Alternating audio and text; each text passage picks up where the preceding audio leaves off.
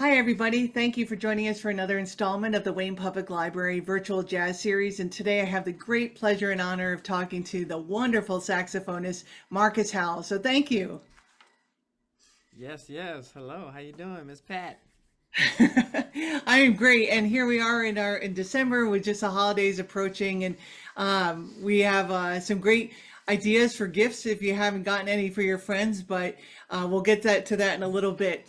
One of the things I always introduce with all my wonderful musicians I interview are all the many hats that you wear, and it amazes me how everybody gets everything done.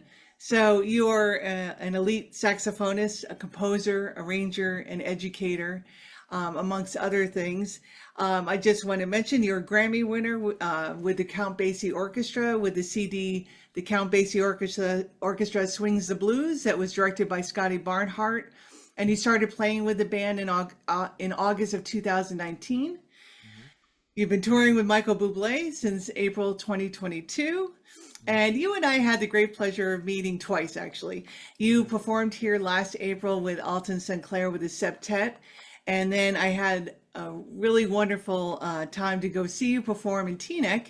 I guess it was the day after that your CD release came out, and you were performing with a trio, which was Josh Green and Koji Kaseta. And Yes. it's been every interaction with you has been wonderful. And not only are you a wonderful musician, you're a very congenial and affable and kind man. So welcome. Yes. Thank you. Thank you so much for having me. It's an honor and a pleasure to be here. You're originally from Deerfield, Florida. How did your path take you to Michigan State, where you got your bachelor's and your master's, and then eventually to New York? Oh wow. So yes, growing up in Deerfield, I guess the formal name South Florida's Deerfield Beach, all the different beaches. So Deerfield Beach, growing up down there was, um, for me. I guess sometimes I take it for granted because everybody's like, "Oh, do you ever go to the beach down there?" Because I grew up like 5 minutes away from the beach, and we would go to the beach mostly when family would come in town. Though it was never like we would go like for Fourth of July, different events. But the weather and the scenery down there was something that was just normal for me. No seasons in that regard. But I think from a growing up for me, it was more like a village that really kind of raised me. Starting with my parents, of course, who really supported me in everything that I wanted to do. I was really interested in baseball first, and I started playing baseball. I was a very serious baseball player. I was playing on a travel baseball team, played in a local little league baseball team in Deerfield as well. And then I eventually caught the music bug in elementary school pretty early on in third grade. I was 8 years old, and I started playing at Deerfield Beach Elementary and playing the drums. Actually, I was a bass drum player in the marching band, and quickly after having rehearsals for some time, I saw a fifth grader at the time when I was in third grade playing the saxophone. I was like, I want to play that, and my parents eventually rented me a horn, and it kind of went from there. Um, I started learning how to read music a little bit, and I started bringing my horn into church and playing in church, which is really where um, my ear started developing, my um, confidence to play in front of people, even though I was squeaking and not sounding the best. But I was just encouraged by so many people in my community in Deerfield through the church, through just family, and just through people that just heard me in the community. I started. I was introduced to jazz in middle school in sixth grade by a great teacher named Melton Mustafa Jr., which his father, Melton Mustafa Sr., actually played in the Count Basie Orchestra as well. And but Melton Mustafa Jr. really inspired me to play music, just play jazz actually. And I didn't want to do it at first. I was very intimidated, but he pushed me and was like, "No, you're gonna do this." And I fell in love with it. I had several colleagues and classmates at that time who went on to be incredible musicians that kind of took me under their wing. One in particular that is of note is Patrick Bartley, saxophonist. He showed me a lot about Cannonball, Charlie Parker, and wrote out music for me and kind of just showed me the ropes during that time. down in South Florida. And I think overall, just growing up down in Deerfield, which my middle school and high school were not in Deerfield, they were in Fort Lauderdale. But just being down there, it was just such a loving community that just allowed me to be nurtured. And I started taking private lessons with this great saxophonist named Jason Hainsworth. Then I went on to high school, to Performing Arts High School at Dillard High School under the direction of Christopher Dorsey. At that point, when I started taking lessons, playing in church, and I started doing small gigs outside of the school, all of that built my confidence. So when I got to high school, we started doing this competition in New York City called Essentially Ellington. And all 4 of my years we ended up attending, and we got a chance to spend time with Wynton Marsalis and the Jazz Lincoln Center Orchestra, and I made connections and relationships with a lot of the players there, and that really just developed my confidence and just developed my overall playing, just because I was around so many people at such an elite level that were my age and above, and I developed mentors that really took me, took my wings, and just I was able to fly from there.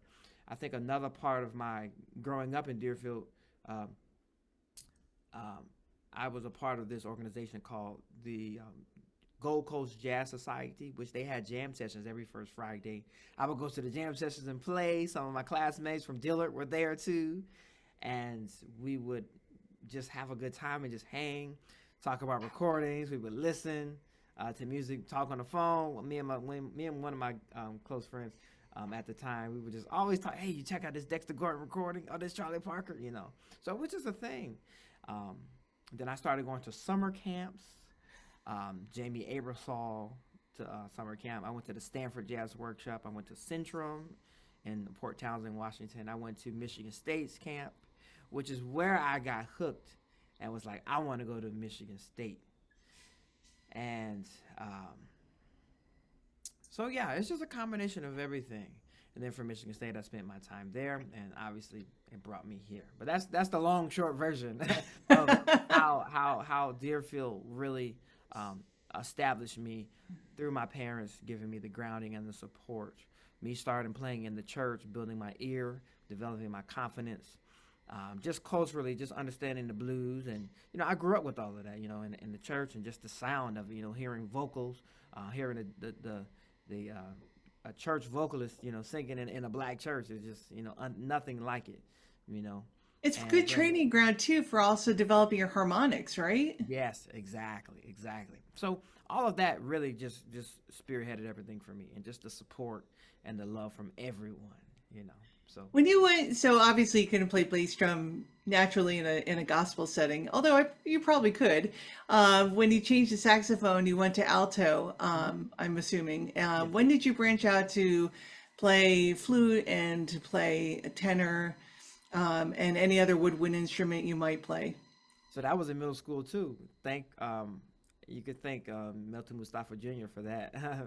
Mr. Mustafa had me started on oboe. He had me start on oboe in 6th grade. And I played that throughout my middle school career.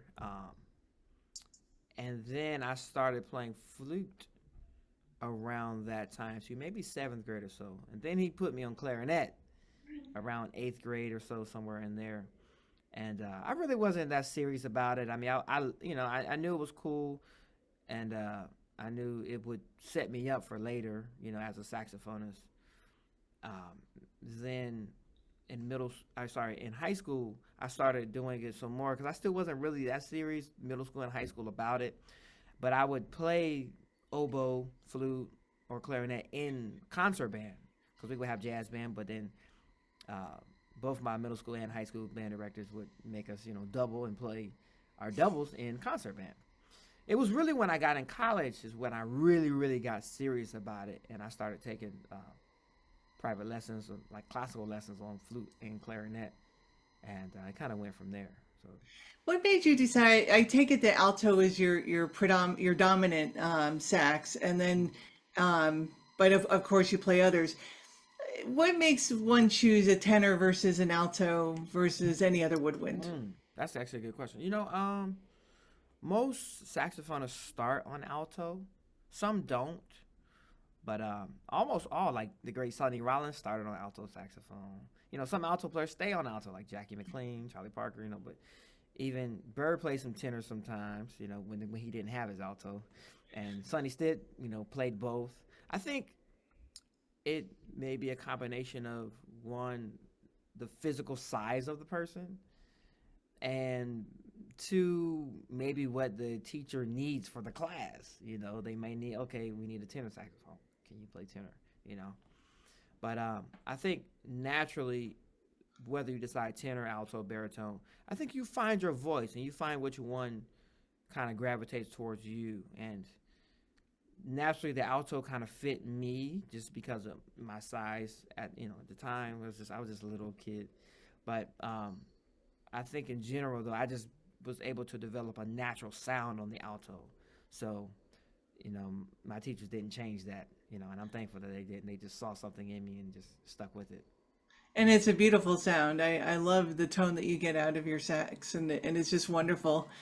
Yeah. Yeah, I own both your albums. I downloaded your first album, which was Get Right, which came out in 2019. And then when I met you, I have my own signed autographed copy of Chosen Paths, which I'm very happy about and have been listening to over and over since we met. I want to just segue into talking about your CDs. One of the things in listening to them both, which were both produced by Posi-Tone, you're a Posi-Tone recording artist, is it seems that you like unusual time signatures, which I am very drawn to. I can never count them, but I'm very drawn to them. And so I would love to know, if we had a lot more time, the time signatures and what you're inserting in on every single song on both these CDs, but we don't have time for that. But I love that you're playing, and am I right? Am I hearing that correctly? Oh yeah, some of my music. So I'm always grounded in the swing, because that's where I grew up. Around that. One of my favorite saxophonists is Cannonball Adderley, and I'm always hearing, the 4/4, like, I want the music to feel good, but I also sometimes do feel some odd meter. I might throw in a bar of 3, like a measure of 3/4, where a beat is cut off, so it might feel odd, but I always still want to keep the music feeling good, and I want it to always groove in some kind of way. I know in one of my tunes off of Chosen Path, I believe it's called Trials by Fire. At the end of that, there's a section that's in 5, actually, that I didn't intend to do that. It just felt natural, because that's where I heard the melody. So I left it like that, I think with my music in general, I don't try to write an odd meter. That's not really the goal. I'm just writing where stuff is felt, And odd meter in general is not, I wouldn't say necessarily my thing. I just want, like I said, whatever it is, I want it to people to be able to pat their foot, groove to it, be able to dance, and just naturally feel and not have to think about it. Right. One of the things that I talked about with Zach Adelman, who you attended Michigan State with, was about using a CD or the ability to use a CD to tell stories. And it seems that, especially with your second album, which came out June 14th in 2024, The Chosen Path, which I just showed, that it does tell a definitive story. Starting with the first song on there is First Summer, which is a tribute to your wife. Would you like to talk about that a little bit? Yes. So my wife is very dear to me. Her name is Aaliyah Howell, and Aaliyah Crystal Howell at that. But we met in Deerfield Beach as well, which is also why Deerfield is very special to myself and her. We both literally grew up maybe less than 5 minutes away from each other, but didn't know each other for the longest. We met a week before graduating high school. We both went to separate high schools. And I actually knew her family really well. I knew her father, her aunts, uncles really well, but didn't know her. But when we finally met, we met at her aunt's wedding. Her aunt and uncle were renewing their vows, and I was playing at it, and she was actually dancing at the wedding, doing a praise dance at the wedding. And long story short, we ended up spending that summer together. We met in May of 2013, and we spent that whole summer together, which hence the song First Summer. That first summer of us being together was really important for us, because after that it was time to say goodbye to go to college. So I went out to Michigan State. She went to Lee University in Tennessee, and the groundwork for our relationship started there. So that's what that song is all about.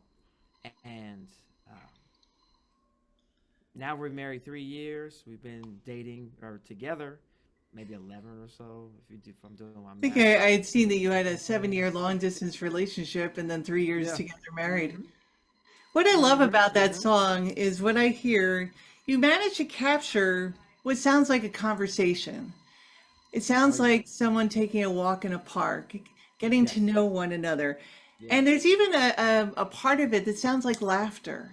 I don't know Mm-hmm. how Yeah. you captured that, and you are able to convey a warmth through that song of getting Yeah. to know someone. It's beautiful. It's exactly what Yeah. you set out to make it, and you just Mm-hmm. capture that implicitly. Yes, yes, that's actually spot on. You got it right there. I think for me, also the song is in the key of C. So generally for me, the key of C is like a very playful key, and to me, it represents youth.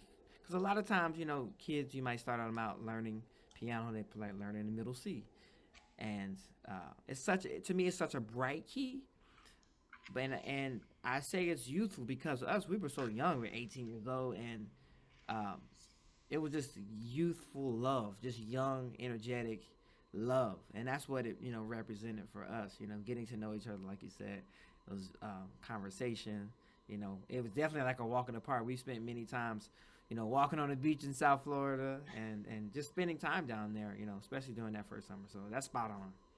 It's what it sounds like. It's amazing to me that you were able to put that into a musical form.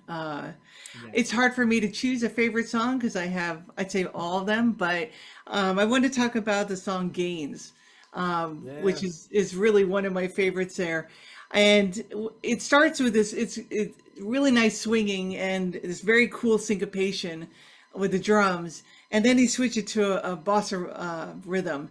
And I love it. It's absolutely wonderful. And I had read that you are an optimistic person and that gains is about appreciating what is accomplished or happened and celebrating the small wins. Would you like to expound on that a little bit? Oh yes, that's huge. Because I think in this world we spend so much time like moping about the negative, that we forget the little things. Like it's a blessing to just wake up every morning and to be able to just, get up, take a shower, brush your teeth, walk, and just live life. Everybody doesn't have, the ability to do, So so I think with what you do have, whatever it is, I think it's important to just celebrate that.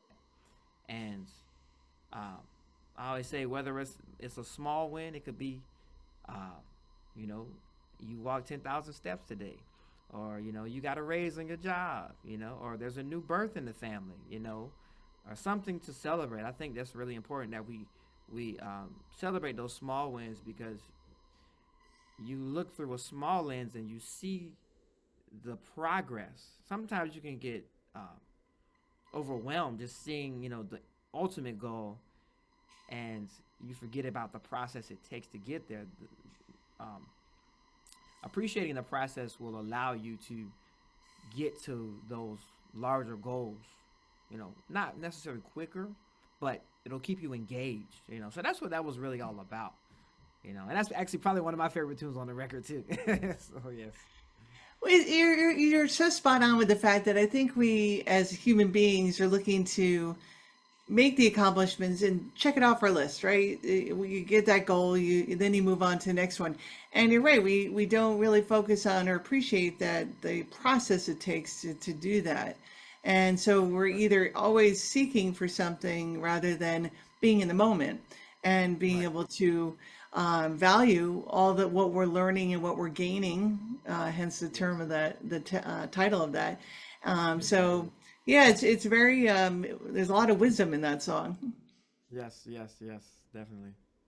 Now, your song "The Path," um, it's funny when I put it on, I thought, oh, this is going to be. I don't know why I had an assumption, but I thought it was going to be a ballad. I thought it was going to be Ah, a much slower song, and right out of the gate, it's just hard driving. What brought you to write "The Path" the way you did, and what's the backstory for that? it's actually funny. So, I spend all my time in New York City, but I actually live in Jersey City. And what connects Jersey and New York is the PATH train. So I actually wrote that tune on the PATH train. I had a recording session coming up with Posi-Tone Records, and we needed an extra tune. And I wrote this tune. I didn't have a title for it, but I started, the conception of the melody started on the PATH train, and I knew that the path was my commute every day. So that's really the core of it, the path, which is called the PATH train. But the other meaning of it is kind of connected with the album title, Chosen Path, and the path itself is like the direction that you're taking on your journey in life, and throughout that, it's like you're going to have obstacles, you're going to have delays.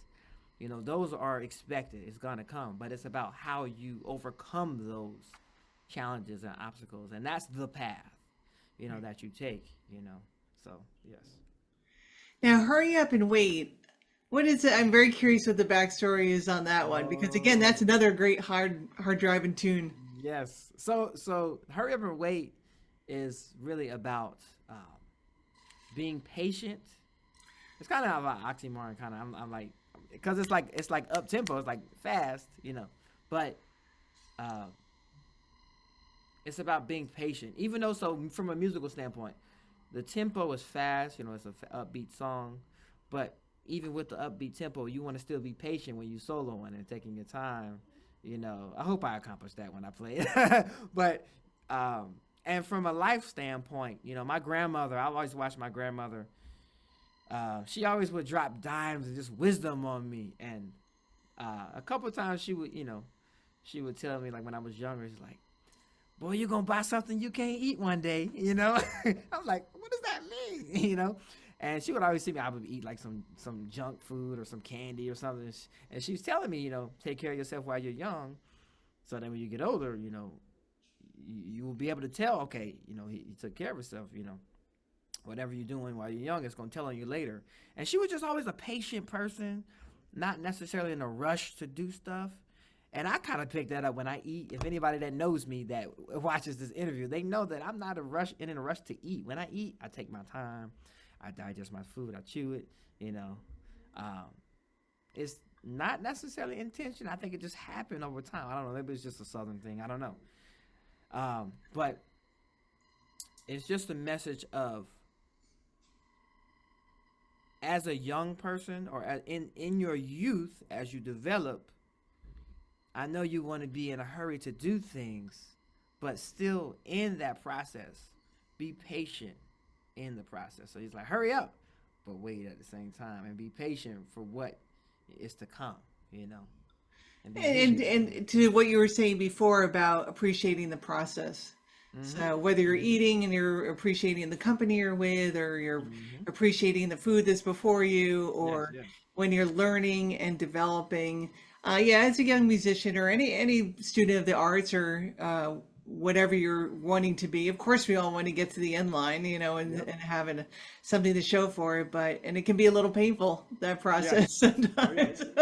Oh yeah. Oh yeah. I think that I have to say probably the song that resonates the most with me is the last song on your album, Oh. The Chosen Path. It is "I Love You, Lord, and We Exalt Thee," and Mm-hmm. it is gorgeous. It's just Oh, thank you. beautiful. It just really touches me, and Mm-hmm. you have the different tempo, the changes with it. It's Yes. so natural.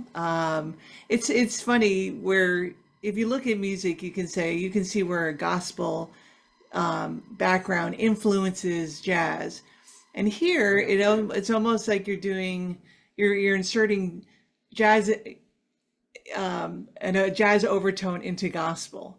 Mm. You're managing to make it a jazz song, and I just found it really balanced and just beautiful. And you can almost hear a choir singing behind you in that song. It's remarkable. Thank you so much. I appreciate it. That song means a ton to me. Like I said, earlier, I grew up in the church, and that was my foundation. Um, for playing, but also just for my faith. And I'm not trying to persuade anyone to subscribe to a specific faith, but I will say that throughout this life, everybody needs a source. You need a source to continue charging your battery in this game we call life. If you don't have a source, your battery's gonna run out eventually. You know, and my source is Jesus Christ. You know, and um, and I stand on that. And I think that me vocalizing that through my horn, I want to one emulate that song because I heard that song so much growing up in church, and I just wanted people to feel in some kind of way, what I felt. It's such a soothing song. It's such it's like a comfort and a warmth that that comes with that melody to me, and if anything, it's just encouragement to be attached to a source so that you can continue living life. Life is about living, because there are people out there that are dead that are living, and it's just an encouragement to just live life and then just enjoy every win, every gain, every step of life, and to just be connected, whether it's your family, your community, and just continue to just grow in that sense. In one of your Instagram posts, you were talking about living your purpose, which it seems that you are doing. Did you want to expound on that a little bit? Yeah, I think so. Part of my purpose is as a musician to be an artist and share my music through song, and there are definitely a lot of messages, especially through the chosen path, get right, all my music. I also feel like part of my story and part of my walk of life is through education, and working with children. So I teach here in New York City at the Calhoun School. It's a private high school here in New York City that, I've been here since I moved here in New York in 2019. But I've been teaching even since that, in high school, we would, at Dillard High School, I was working with some of the younger upcoming freshmen when I was a little older, But now, I'm working with, children and kids, rather high schoolers, that are either interested in music or they're just there just because. But I think my ultimate goal is for them to see something in me as best as I can to represent something that may inspire them to, one, either play music or to understand that, okay, here is a goal. We want to try to achieve that. I need to be disciplined. I need to be, whatever it is. And my high school band director would always tell us, what he does is he uses the vehicle of music to teach everyday life. And I've taken that motto, on. Like I said, I work with this private high school here in New York City, but I also work with a middle school program through a nonprofit organization called Jazz Empowers. And they have schools all over the country where they go, they bring in a teacher, an educator, a musician to come in and be basically that school's jazz band director. They generally target underserved schools. So the school that I'm at now is actually incredible. The students there well beyond their years. Very talented. It's called Community Roots Charter High School. The kids there are incredible. Like I said, they are involved in so many different activities outside of just my program with them, but they are all like could be musicians professionally if they wanted to. So I just come in and just want to give them light. You know, hey, this is possible. You can do music for a living. It's not easy, but you can do it. And hey, along the way, hey, you got to practice. Oh, you got to, you know, be consistent with it. Oh, it takes discipline to be able to put in 30 minutes, an hour, a couple hours, you know, 10 minutes at the very least on your instrument consistently, you know. You have to play together. Oh, we have to work together in a group setting as musicians. Everybody has their job. What's your job in this setting? You know, so that's part of, you know, part of my walk too, is just help the youth and to be able to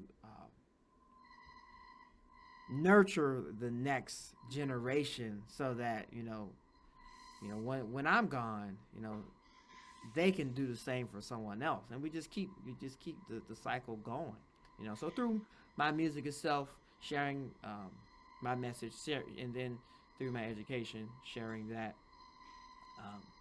I just want to be as honest as possible and just give what I have, because somebody did it for me. Multiple people did it for me growing up. And like I said, it takes a village, and that's what that village was in South Florida for me. It started, and now I'm trying to, you know, recreate that and just give as much as I've been given, you know, throughout the journey and throughout my journey. That's wonderful. I saw that you started as a teaching assistant at Michigan State University while you were still going to school there.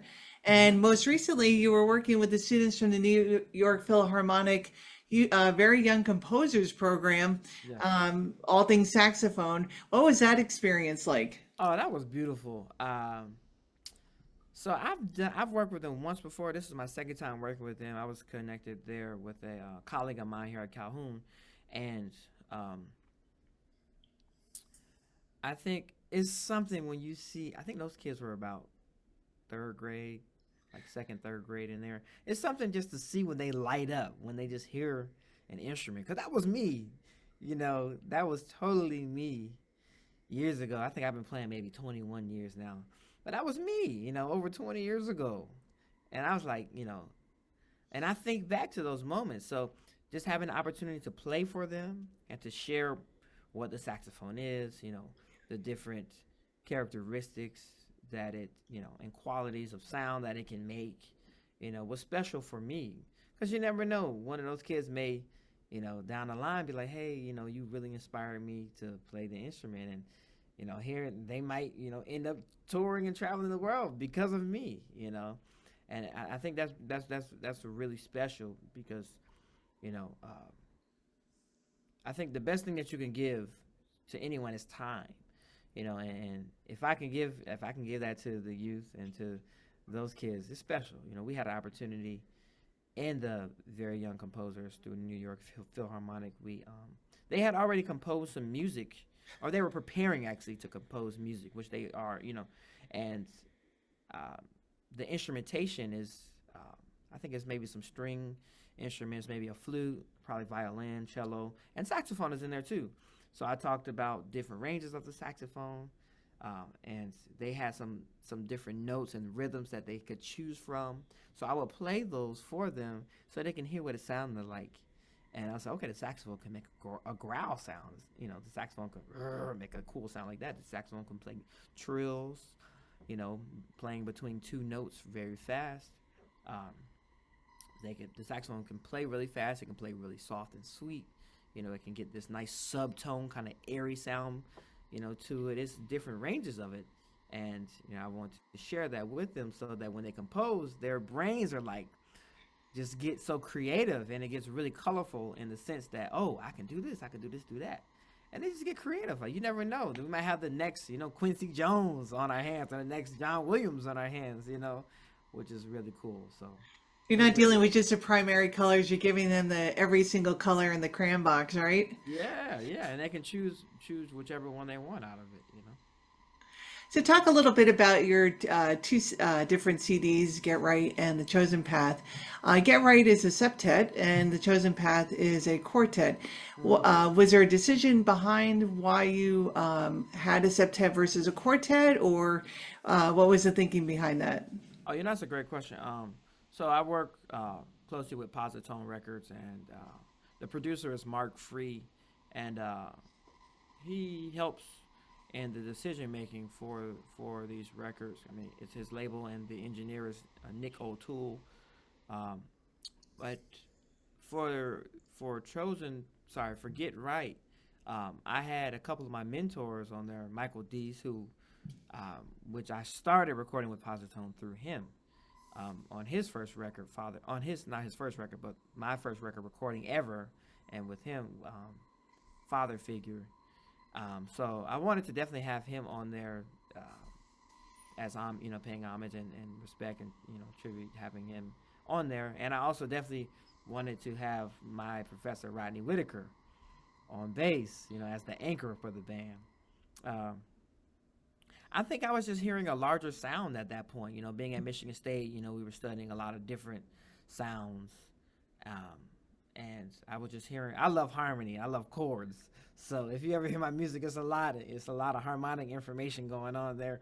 But I just heard that sound in that moment, and it changes. There are a couple like quintet tunes on there, uh, but I think. Um, that's what I was hearing at that time. And then for the quartet record, I wanted to challenge myself to write for a quartet because it's really hard. Just one horn and the rhythm section, like you're responsible for, the emotion and the just filling up the sound of that recording and making it engaging. So I think I wrote that really for just to challenge myself to be able to do so, and all of my heroes and people that I love, have quartet records like that. So what would my quartet sound like? Like Kenny Garrett, John Coltrane, Miguel Zenon, um, every have that sound. So I thought it was great to do that. Let's Challenge talk myself. about your composition process, what you bring to it. You talk about being hearing a bigger sound or a different sound for the quartet. When you're writing a specific song, are you thinking, I want to make this a certain style, or I am inspired by somebody and I want to, like for Summer, was a tribute to your wife. What do you bring to the process for your compositions? Oh, that's actually a really great question. I think that it varies. Um, it may be an event or a person that inspired me to write a song. Generally, I will say when I'm composing a song, I always kind of start with a melody though, and the melody kind of guides me through what the song may be about, what the song may be, the direction that the song may go in, and then also the melody for me informs the harmony. Sometimes I might have a set of chords. I'm like, oh, I like this progression. Let me see if I can put something over this, put a melody over top of it. But for me, melody is the ultimate, sound within music. Obviously, rhythm is, you know, uh, but the melody just kind of guides you, and it's that main paintbrush that you use. It's the primary color, you know, for the sound of the music. It's the theme. So I always sometimes I may hum a melody, or if I'm on a train, I'll be like, oh wait, I hear something. I'll take my phone out and sing a voice memo to myself really quickly, just so I won't forget it, and I'll save it for later. Then I'll kind of like flesh it out on the piano. But my process always starts with melody, and I generally always, most times, I'm writing at the piano, and I'll write the whole song out on the piano. I'll write a nice sketch with the melody and the harmony, and then from there, I'll see, okay, I have these kind of basic chords. How can I reharm the basic chords to make it a little more, give it a little more color or just a little more spice? And then from there, I may expand. I was like, okay, I'm really hearing this with vocals, or I'm really hearing this with two horns or three horns or a big band. You know, it depends on what it is, you know. And then I'll expand it from there. So it always starts out as a small seed, the melody and the harmony, quartet setting, and then I start to add on as I may hear or I feel that it needs to be, and it goes from there. So when you were writing Gaines, that seems that to me has a Ponciana feel. Did you kind of set out like I want to have that kind of feel to the song, or did it just evolve? I think it evolved over time because uh, I think the beginning part,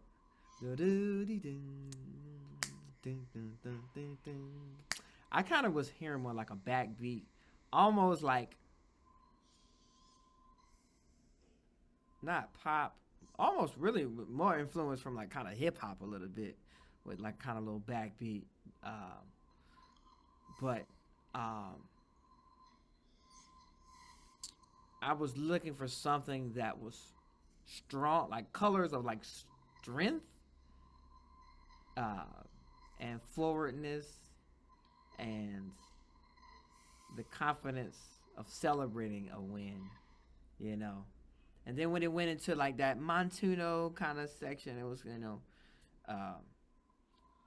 it's more really homage to just Florida for me. Just, you know, being down in Florida is such a melting pot for like just all the Caribbean, you know, countries down there. And I thought it was a nice place to kind of change the direction of the song as well, you know. And I also kind of was influenced in that song. For some reason, I was just thinking Chick Corea, honestly, because Chick Corea has a lot of great tunes.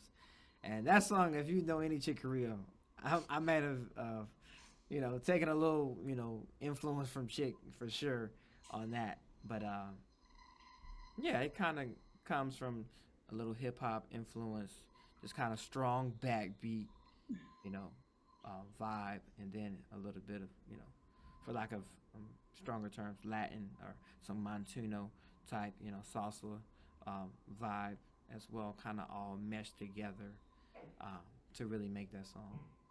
So many musicians have said that they make these voice recordings, and they have hundreds and hundreds of them, and that someone needs to come up with a way to Yes. organize these. Oh yes, yeah. I have tons of voice messages now. I need to like go back and, hey, I forgot about that melody. Let me go try to flesh that song out. You know, things like that. Yes. I like to write, and I'll write notes in my pocket, you know, put it in my pocket, and then after laundry day, I'm like, well, what was that? Right. Exactly. I'm like that too. I always write stuff down. Yes. So you read music then, and you're probably a very accomplished pianist then as well, right?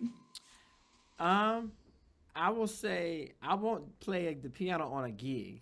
I'll put it that way, or perform, you know. But I do use the piano as a vehicle to write music, and I love the piano in that sense because you can see all the notes right there in front of you, and you can play more than one note at a time. As far as saxophone, I can't really play one. You can sometimes, but I really can't play more than, you know, one or two notes, you know, at a time.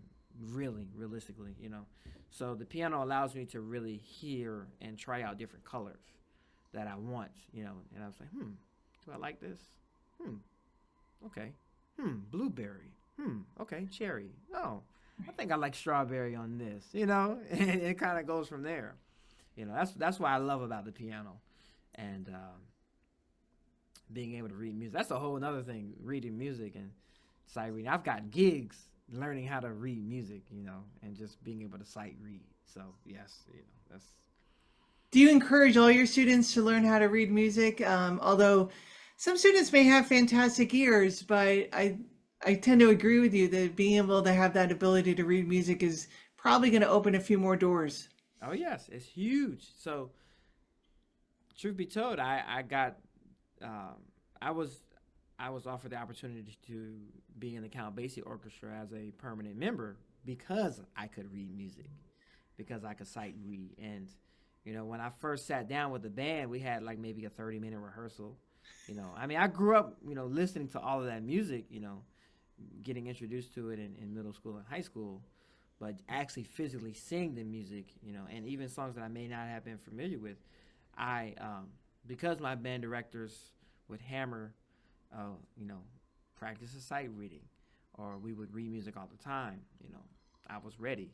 And after that 30-minute sound check, it was like, all right, these are the songs we're doing, and, keep your ears open and your eyes open, and, you'll hear it, you'll be good, And, I just played with confidence and just went for broke, and they found a liking to me, and they offered me the gig.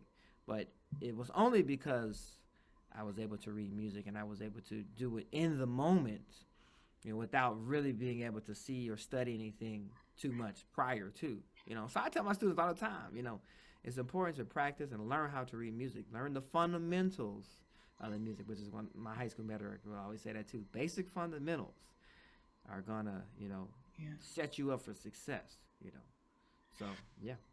So what do you bring to the bandstand, and what are the responsibilities that you have when you're playing with a big band like the Count Basie Orchestra, or you're touring with Michael Bublé, or you're performing with your own quartet or trio or septet?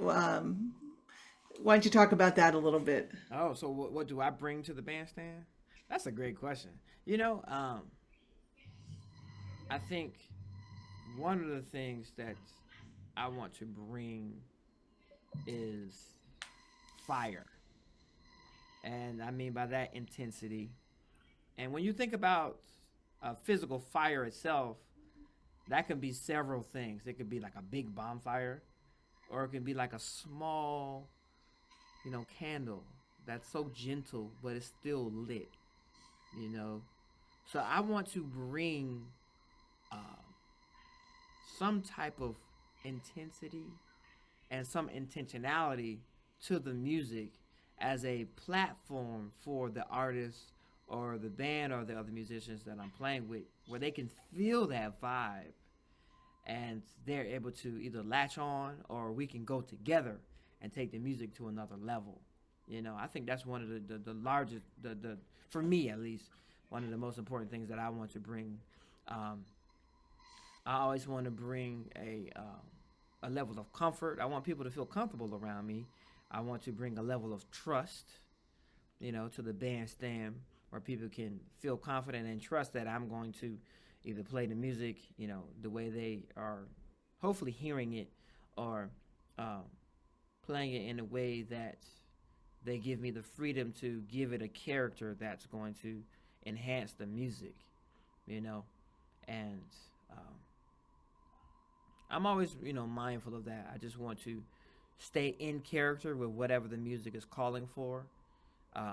And if they trust me to take liberties, I want to be sensitive to what those liberties may be, because every liberty is not a good, good musical decision. But, I think over time you kind of learn how to take freedom within structure and make decisions that may be good decisions, and it's, that are in a spontaneous, setting. So yeah. When you're a leader then of your own band, then how do you inform those who you're playing with what your expectations are, or what you would like to accomplish or hear as a group, or is it just a trust that you have chosen these musicians and you know it's going to go a certain way? It's a little bit of both.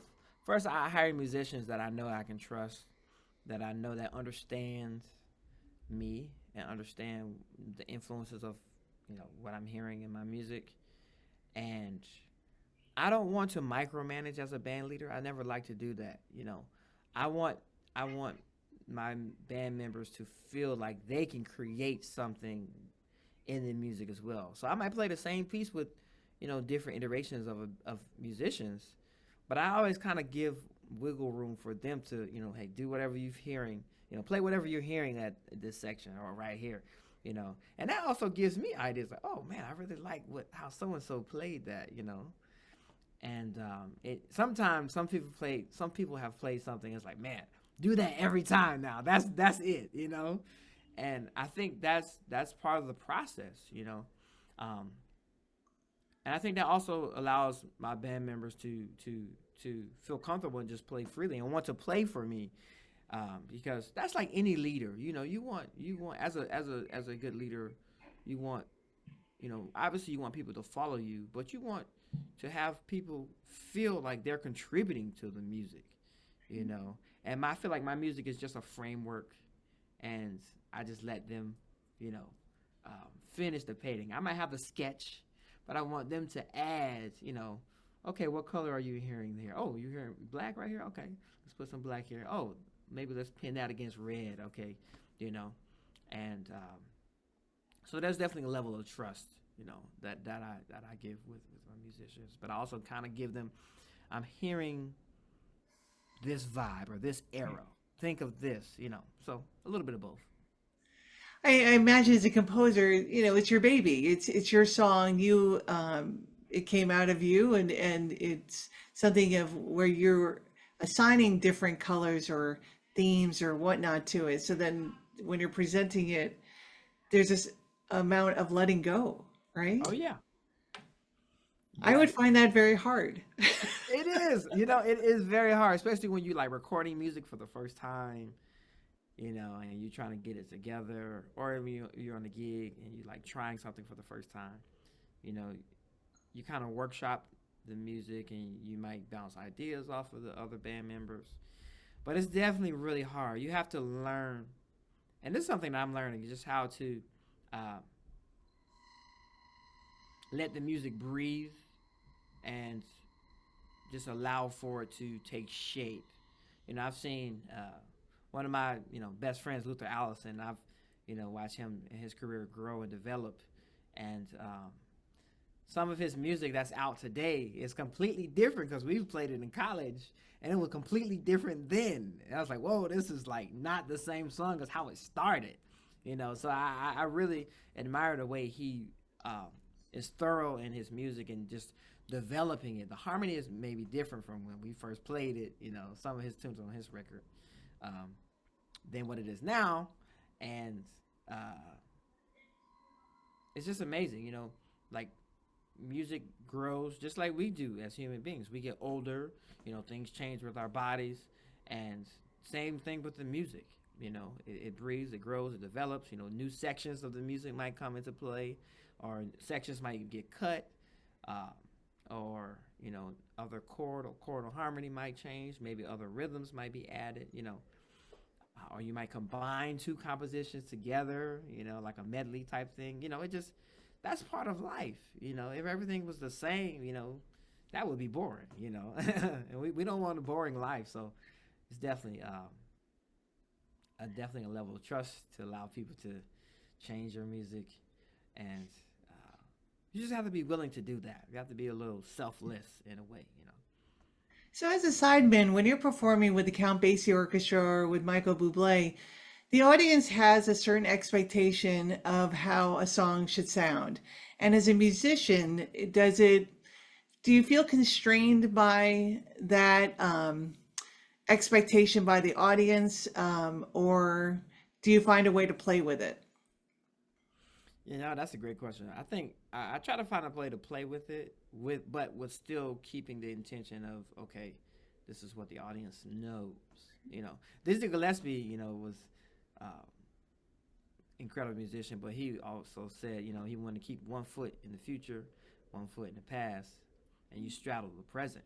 You know, so with all of this music we're playing, you know, most of the people that you know aren't alive anymore. So it's like, how do we push the music forward, but still keeping the tradition, and by still keeping the roots of the music, so that people don't forget where it comes from. You know, so my goal and my job as a sideman is to one just enhance, you know, what the music is calling for, whether it's with you know Mr. Bublé himself, you know Michael, and or whether it's with the Count Basie Orchestra, you know, trying to enhance what they already hear or what they already want, and to just give what I may want, what I may be hearing, and they may be like, nah, let's not do that there, and okay, let's go back to the drawing board. Let's try this, and it kind of goes from there. So. Well, I really appreciate your taking the time today to chat with me. This has been very enjoyable. Everybody, stay tuned here. I will include Markus's website address as well as how you can contact and follow him on social media. And I just want to end this with a wonderful quote from Diego Rivera, who's the director of jazz studies at the University of Texas at Austin, where he talks about Markus and says, "Markus is an incredible young man whose musicianship is surpassed only by his humanity. He genuinely cares for his audiences, and that drives him to become the best musician possible." And I think this wonderful hour-long chat just proved exactly what he was saying. So thank you so much for taking the time. It's been a real pleasure. Thank you so much. This has been a joy, and thank you for having me. I really enjoyed having this conversation. My heart is warm from this, so just thank you. And everyone, if you're looking for Christmas gift ideas or Hanukkah gift ideas or winter solstice gift ideas, I highly recommend Markus's wonderful CD, The Chosen Path, or his one from 2019 called Get Right. So everybody have a wonderful holiday season. Thank you again, Markus, and I hope to hear and see you soon. Yes. Thank you so much, Miss Patty. Take care, y'all.